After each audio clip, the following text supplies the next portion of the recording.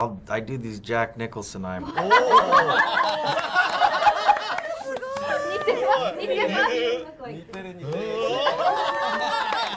Most people spend years learning how to act. These people spent years learning how to be him. There is something about Jack Nicholson that doesn't translate. It has to be felt, and yet somehow, one by one, they all tried. To how long you think this might actually take? Jim Carrey, his face moved before he did. I love the new Nicholson movie. His face is just an amazing face to do. It's such a great feeling to sit back and just sort of be cocky. That's the terrifying part. A lot of people ask me, hey, you want to come and see the new Nicholson movie? I said, I'd rather stick needles in my eyes. If you understand what I'm trying to say to you. Adam Sandler, you don't say no to Jack, even when you want to, especially when you want to. In the beginning, when I used to start hanging with him, he would always say, come over, let yourself like the Lakers. It's good for you. I'd be like, I can't do it, I'm not allowed to do that. And he'd always be like, oh, I had that too, and then I just let it go. And he was so happy to be. But did he grow up a Knicks fan and then became a Laker fan? He said he bought season tickets with his buddy, and he used to sit up in the bleachers, I think.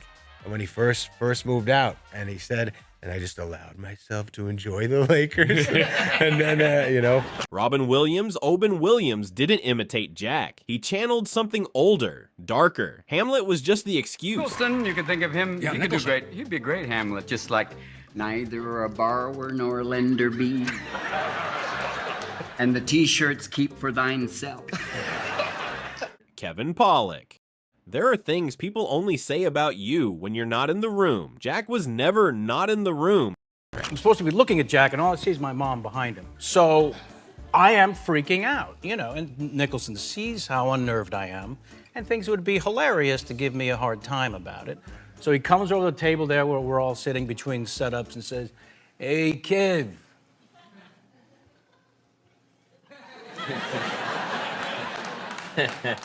How's it hanging? Listen, I was wondering if you could do me a favor. Yes.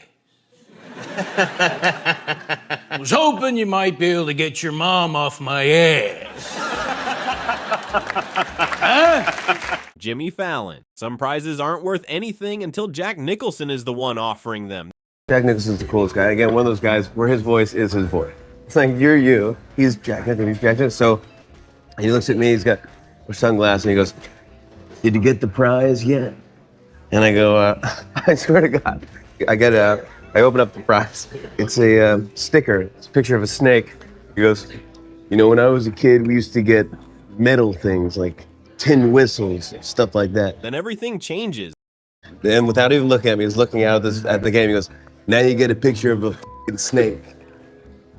Dude, it was like someone wrote it in the script. Now you get a picture of a snake. Nicholson times John Huston. On the set of Chinatown, something was said that no one quite repeated correctly afterward. Everyone just remembered how it felt. He says, I'm doing this picture, Chinatown, and I'm rehearsing this scene with John Huston. While we're rehearsing this scene, I see over his shoulder, about 50 yards away, his daughter, Angelica, walking towards the set to visit. And I had just started banging her about 3 weeks before. Oh, my God!